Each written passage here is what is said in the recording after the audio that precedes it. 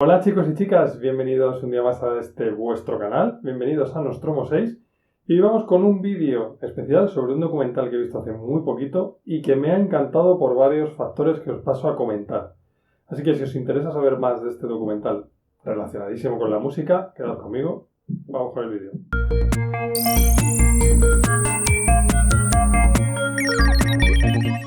Bueno, pues hoy hemos hecho cambio de tornas. Estamos en el set habitual de mi canal principal, que es Fraganciando. Me imagino que los que estáis suscritos a este canal conocéis Fraganciando. Los que no, pues os animo a pasaros si queréis conocer más del mundo de las fragancias, que no tiene absolutamente nada que ver con este canal. Deciros también que un vecino que me tiene muy harto y que es medio idiota, pues se ha dejado el toldo abierto y sin enganchar y lleva todo el día dando golpes, es infumable. Así que si oís golpes, es eso. Bien, hoy vamos a hablar de Woodstock 99, Fiasco Total, un documental de Netflix de 3 capítulos que he devorado en una noche. Me ha encantado. ¿Por qué me ha gustado tanto? En primer lugar, toca el tema de la música, que tanto me gusta, con grupos muy importantes y que además me tocan muy de cerca, porque en esa época yo pues ya era un adolescente y todos estos grupos los conozco bien, conozco esa época, ese momento. Me he sentido muy representado por lo que se veía en ese documental. No me entendáis mal, no por el vandalismo del final, sino por otras cosas. Y el documental me ha gustado también porque creo que es el reflejo de una época, que fueron los 90, sobre todo finales de los 90. ¿De qué va el documental? El señor Michael Lang, que os dejaré una foto por aquí, que en paz descanse, murió poco después de rodar este documental, promotor del primer Woodstock, junto con un socio deciden montar una nueva edición en el año 99 por todo lo grande, por todo lo alto, meter a 250.000 personas con los mejores grupos de la época y revivir, o ese era el espíritu, la idea, el espíritu, nunca mejor dicho, y valga la redundancia, del Woodstock original. Alquilan una nave enorme, ¿cómo se llama esto? Una base del ejército, que era del ejército, para meter a toda esta gente, que era un montón. Y bueno, digamos que contratan, es verdad, a los mejores grupos o los grupos que estaban más de moda en esa época, ¿no? Grupos como Red Hot Chili Peppers, Korn, Limp Bizkit, Rage Against the Machine, también clásicos como Willie Nelson, James Brown, Bush, bueno, un montón de grupos muy potentes con un montonazo de gente metida en ese espacio, ¿no? Cerca de Nueva York.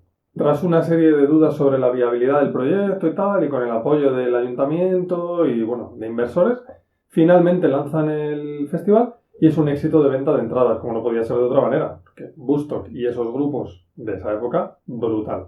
¿Qué es lo que pasa? El festival está a reventar, pero hay una serie de condiciones que llevan a una tormenta perfecta que acaba mal. Acaba mal por muchos motivos que os voy a pasar a comentar. El primer motivo es el tema en mi opinión, es el tema de los precios, de las consumiciones, de cómo se trató a la gente en el festival.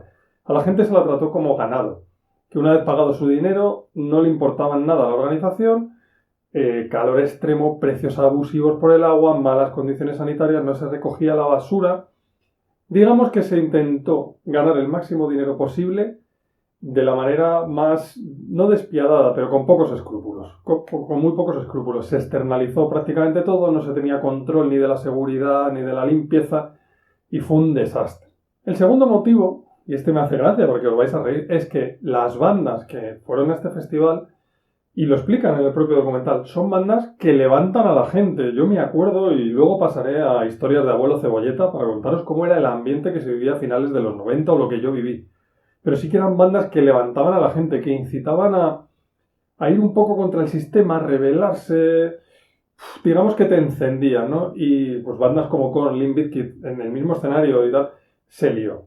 La gente sacó sus instintos más primitivos, fue como una escalada, ¿no? Fue acumulando conciertos modo destroyer, el tema de las consumiciones, el calor extremo, falta de control de seguridad, todo esto hizo una escalada que terminó degenerando en el concierto de Red Hot Chili Peppers, que se ve en el último capítulo, con ya vandalismo extremo, incendiando cosas, rompiendo torres, quemando trailers.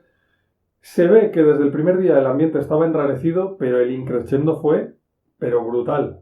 Y es que esa es otra de las causas, ¿no? Sería la tercera, el ambiente que se vivía a finales de los 90, que es lo que os digo, que yo os voy a contar desde mi experiencia y lo que yo viví, que sí que incitaba mucho a que pudiera pasar esto. De hecho, en Madrid, fue un poco más tarde, si no recuerdo mal, Hubo un festival donde pasó algo parecido y se lió parda. Hubo batalla campal, incendiando cosas, muy similar, muy similar. El documental está dividido en 3 capítulos que te van contando la historia, pues desde cómo se montó, las actuaciones y cómo degeneró. La verdad es que si eres amante de la música te va a gustar, vas a ver partes de actuaciones de grupos pues como Korn, como Red Hot Chili Peppers, como Willie Nelson, que molan un montón. Y además el ambiente en los conciertos era la gente dándolo todo, pero dándolo todo hasta niveles que ya pasaban un límite, ¿no? Sobre todo se ve claramente para mí en el concierto de Limp Bizkit y en el de Korn. Una locura total. Y además Fred Durst, el cantante de Limp Bizkit, que bueno, es lo que es, pues incendia muchísimo a la gente y ahí se empieza a calentar todo mucho. Me hace gracia porque el cantante de Korn lo dice, mira, están criticando mucho a Fred Durst y tal, cuando metes a Limp Bizkit sabes lo que hay, ¿no? Es que si tú metes a Limp Bizkit, a Korn, a Rage Against the Machine, a toda esta gente, en un festival, unos detrás de otro, con 250.000 exaltados, que además la droga corría como la pólvora, por lo que se ve, el alcohol y todo, es que se lía muy parda. Y ahora os voy a contar cómo viví yo esa época. Es que creo que el documental es un fiel reflejo de esa época. Yo, en esto es en el 99, pues eso, finales de los 90, yo tenía mis 15, 16, 17 años, y yo viví todo esto muy de cerca. Yo recuerdo perfectamente, y es para que veáis la diferencia con lo que veo yo ahora. Yo recuerdo perfectamente que en el instituto estábamos todos muy relacionados, o todos no, pero un porcentaje muy alto de la clase, con 16 años, muy metidos en el mundo de la música y además muy movilizados, tanto políticamente, ideológicamente, éramos protestones, era un espíritu que no tiene absolutamente nada que ver con lo que se ve hoy. Los que hayáis vivido esa época sabréis de lo que os hablo, por favor dejádmelo en los comentarios. Yo me acuerdo de mis compañeros, sobre todo los chicos, pero también las chicas, había un ambiente estábamos muy mediatizados por la música, por los grupos. Había una parte de un sector de amigos y de compañeros de clase más heavies, otros más punks, otros más indies, otros emos, otros rockeros. Digamos que había una gran cultura musical que además determinaba mucho tu comportamiento, pero sobre todo lo que había era un ambiente de cabreo. Fue una época en la que veníamos del fin del grunge, que además acabó trágicamente con la muerte de Kurt Cobain, y era una época de mucha desesperanza, de pesimismo, la gente estaba muy cabreada y yo creo que fue la primera generación que empezó a entender que el mundo iba peor y que íbamos a vivir peor que nuestros padres y que además por mucho que estudiáramos, trabajáramos y tal, estábamos condenados a llevar una vida peor y que probablemente el mundo probablemente no seguro, estábamos viendo la deriva hacia un mundo de mierda. Hablando claro, el mundo se iba a la mierda, lo estábamos viendo, lo estábamos anunciando y nadie hacía ni puñetero caso, ¿no? Entonces había un ambiente depresivo, de enfado. Es que en la música se ve, o sea, grupos como Limp Bizkit, como Korn, Linkin Park, ya en esa época, Rage Against the Machine, que os voy a contar.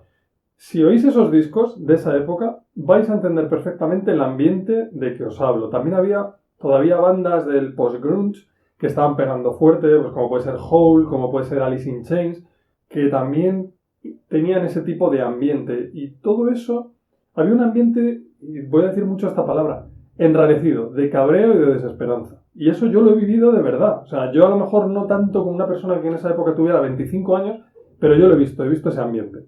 Como os digo, en esa época todavía los grupos de música tenían mucho poder. Yo me acuerdo que hablábamos mucho de música, muchísimo.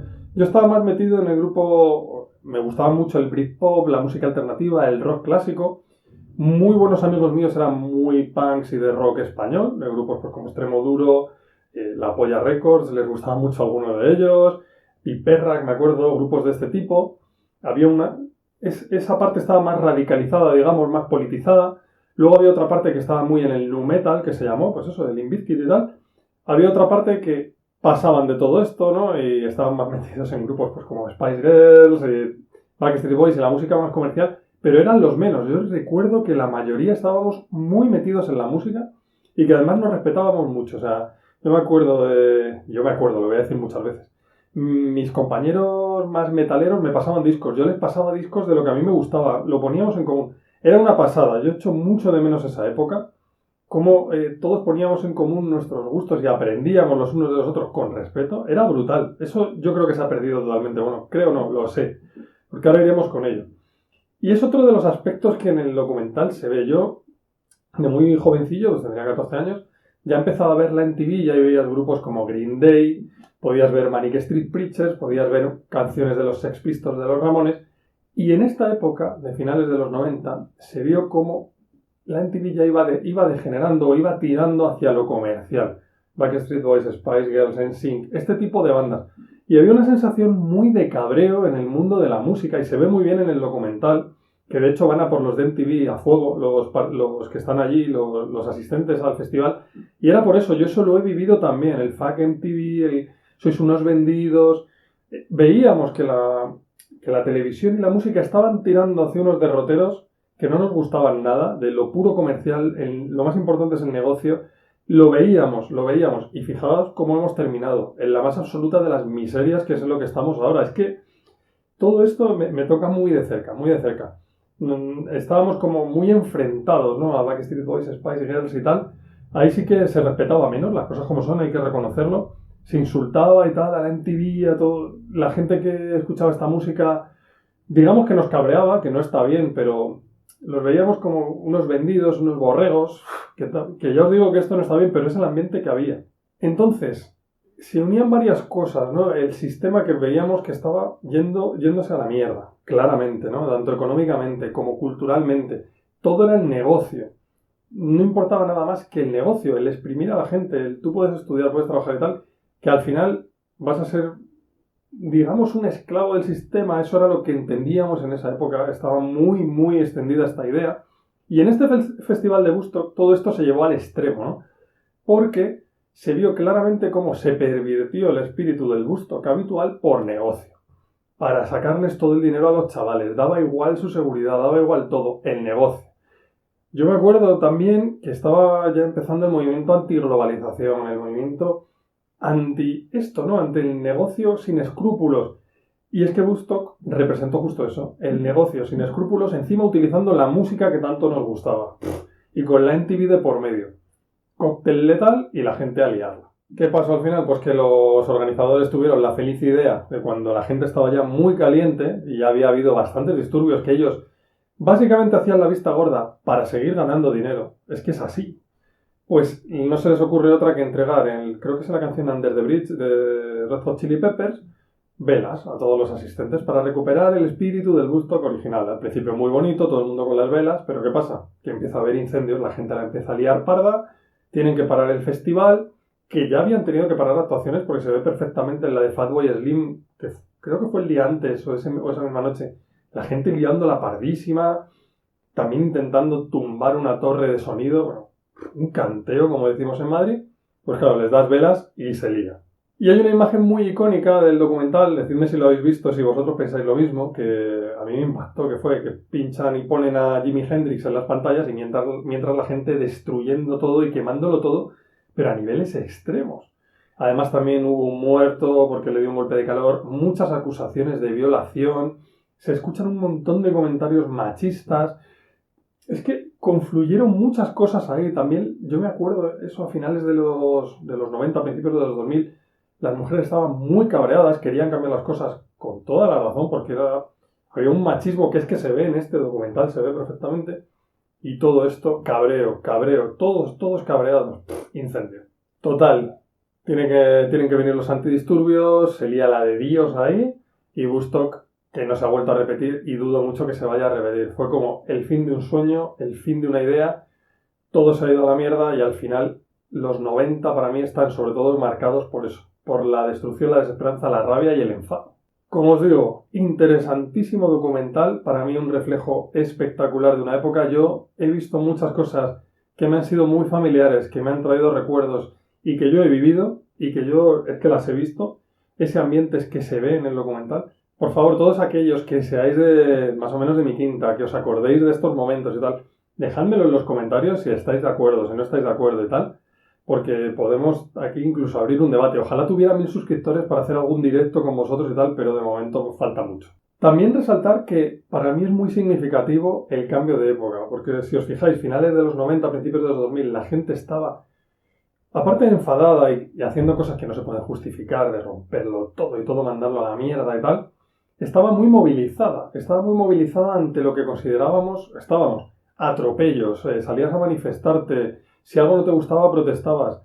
Y estaba todo muy unido con la música. Hoy en día, y aquí quiero hacer una reflexión, es todo lo contrario. O sea, vosotros os pensáis que los chavales que escuchan a la Rosalía, al C. Tangana, a toda esta gente, iban a movilizarse por algo, iban a protestar por algo. Pues claro que no. Mira, ¿veis los conciertos que había en Woodstock? Pues Rage Against the Machine, Willie Nelson, Limp Bizkit y tal. Y ves lo que habría hoy en día en un gran festival y ves el cambio que ha habido. Y ahora mi pregunta para vosotros, que sé que soy gente que le da el coco también, es: ¿todo esto es una deriva natural o han ido dirigiendo a la juventud hacia este tipo de música que a lo que incita es al borreguismo? Es al borreguismo. ¿Qué te va a decir la Rosalía del C. Tangana? Perrea, papi, perrea, muévelo. Mientras que las canciones de los 90 y los 2000 te estaban diciendo, hablaban de la depresión, hablaban de mandarlo todo a la mierda, etcétera, etcétera, eran de protesta. Pues ahí está, el cambio de paradigma. Una vez hecha esta reflexión, que ahí os dejo en el aire, deciros que muchas gracias por estar aquí, que os animo a suscribiros al canal, también a Fragranceando, que me imagino que la mayoría estáis allí, y que nos vemos muy pronto. Un fuerte abrazo a todos. Chao.